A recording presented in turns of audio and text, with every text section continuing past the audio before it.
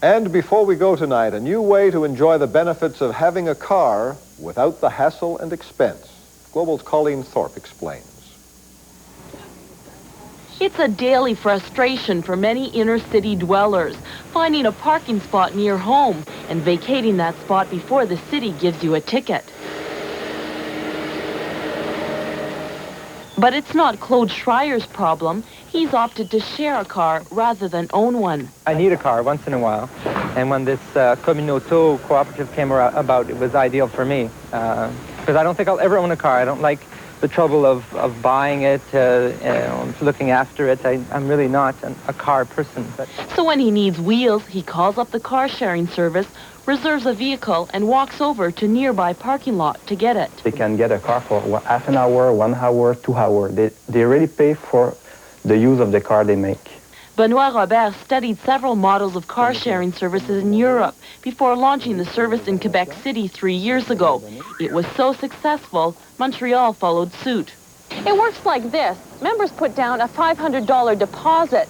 They pay an annual subscription fee based on the distance they plan to travel. And finally, they pay every time they use the car. A member can rent a car for as little as $5 for 2 hours or take it for a full day for $35. In comparison, car rental companies usually charge more than $50 a day. Few companies rent for less than a day. We'll use it, for example, take an evening. If we go to visit friends who live in the West End, it pays to get a car. It costs about $10 for an evening.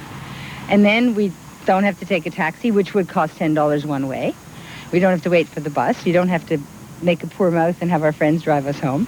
It's an idea that's catching on. A car-sharing service opened up in Vancouver just a few months ago, and membership is climbing fast.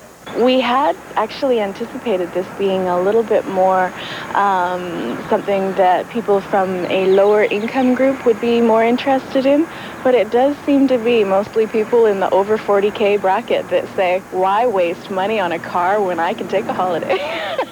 Or put it into an RSP. So car sharing may be a green visionary idea, but it also works. Organizers aren't turning over any profits, but they are breaking even, and they're helping create a cleaner environment. Colleen Thorpe, Global News, Montreal. And that is First National for this Friday. I'm Peter Kent. Thanks for watching. Have a great weekend. Good night.